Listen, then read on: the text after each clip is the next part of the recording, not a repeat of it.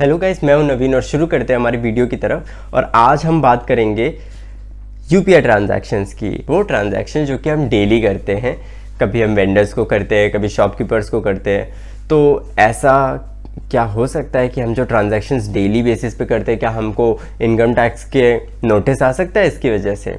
तो उसी के बारे में हम बात करेंगे। तो चलिए शुरू करते हैं। तो पहली चीज़ जो कि अगर नोटिस को अट्रैक्ट करती है आईटी की तरफ से, वो होगी अगर आपका यूपीआई ट्रांजैक्शन 50,000 रुपीज़ से ज़्यादा है तो आईटी टैक्सेस को एक तरीके से आईटी के नोटिस को अट्रैक्ट करता है वो चीज़।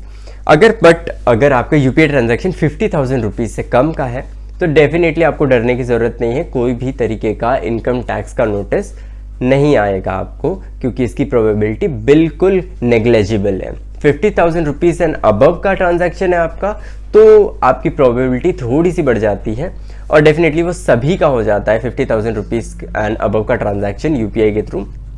ठीक है, इसमें क्या है कि जो इनकम टैक्स डिपार्टमेंट है वो बेसिकली आईटीआर को हमारे यूपीआई ट्रांजैक्शन के साथ रिकनसाइल करेगा, चेक करेगा। अगर कोई भी ऐसा ट्रांजैक्शन मिलता है जो कि एक्स्ट्रा है तो डेफिनेटली आईटी और इनकम टैक्स जो है बेसिकली आपको एक नोटिस भेजेगा। नोटिस, शो कॉस्ट नोटिस बोलते हैं उसे, जिसमें आपको बताना होता है कि आपकी ये जो डिस्क्रिपेंसी, ये जो इर्रेगुलरिटी आ रही है वो क्यों आ रही है। ठीक है, अगर आप जेन्युइन प्रूफ कर देते हो अपने आप को और जो आपके ट्रांजैक्शंस हैं उनको जेन्युइन प्रूफ कर देते हो, डेफिनेटली आपको डरने की कोई भी ज़रूरत नहीं है। बट इन केस अगर आप जेन्युइन प्रूफ नहीं कर पाते हो तो आप फंस जाओगे।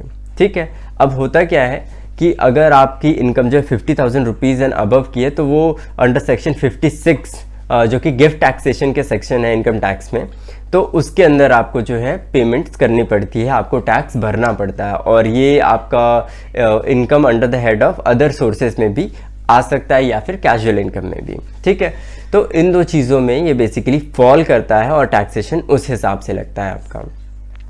ओके, तो आपको ये बता दिया मैंने 50,000 एंड अबव का अगर होता है तो क्या इशू और कहाँ से टैक्सेस आपको पे करने पड़ सकते हैं। अब मैं बताता हूँ आपको कि सपोज कुछ लोग ऐसे होते हैं ना कि ट्रांजैक्शन करके रिवॉर्ड्स कमाते हैं और उससे जो भी कैशबैक्स आते हैं उससे कमाते हैं। ठीक है, और कुछ लोग जैसे स्टूडेंट्स हैं उनके लिए तो ये इनकम बन जाता है। सपोज 50,000 रुपीज़ एंड अबव का आपका रिवॉर्ड या कैशबैक है और आपका जो वॉल्यूम ऑफ ट्रांजैक्शन और डेफिनेटली वो ज़्यादा होगा। अगर आपने 50,000 रुपीज़ का रिवॉर्ड या फिर कैशबैक कमाया है तो डेफिनेटली 20 लाख रुपीज़ या उससे अबव का होगा। तो इनकम टैक्स क्या करता है या जीएसटी क्या करता है, उसे ट्रीट करता है एज अ बिजनेस। मतलब आपने बिजनेस किया 20 लाख रुपीज़ का और उससे आपने 50,000 रुपीज़ इन अ ईयर कमाया।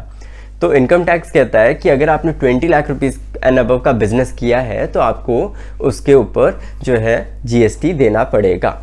और अगर आपने पे नहीं किया तो डेफिनेटली आईटी का आपके पास नोटिस आ जाएगा।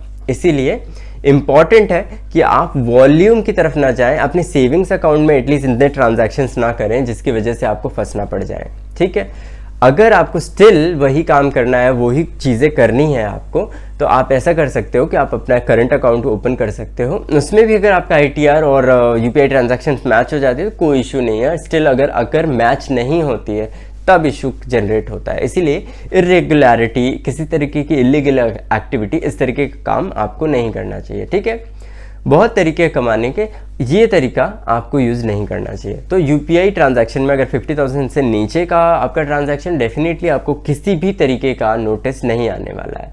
बट अगर 50,000 रुपीज़ से अबव का आपका ट्रांजैक्शन है तो डेफिनेटली 56 के सेक्शन के अंदर आपका जो ट्रांजैक्शन है उसे टैक्स किया जाएगा।